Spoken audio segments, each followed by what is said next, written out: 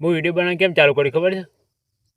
કેમ કે હું 12 કલાક નોકરી કરતો ને એટલે સમય બહુ હતો, એટલે મને એમ થયું ખરું 12 કલાક નોકરી આખી જિંદગી નહીં થાય. અને પગાર આવતો એટલે બધું પગાર છે ને 10 તારીખ આવે અને બીજા દાડે એવો વપરાઈ જાય પગાર બધો જ. કેમ કે પગાર ઓછો, સમય વધારે, એટલે મને એવો વિચાર આવ્યો કે સાલું આવું જીવનમાં કંઈક કરવું પડે. બરાબર? કેમ કે આ પગારથી કોઈ મોટો મોટો સપનો પૂરો થયો નહોતો. એટલા માટે હું વિચાર્યું કે સારું જીવનમાં કંઈક તો રિસ્ક લેવું પડે. એટલા માટે હું વિડીયો બનાવવાનું ચાલુ કર્યું. કેમ કે પ્રાઇવેટ નોકરીમાં તો મને ખબર છે કે પગાર આવે છે ને બીજા જ દિવસે વપરાઈ જાય છે.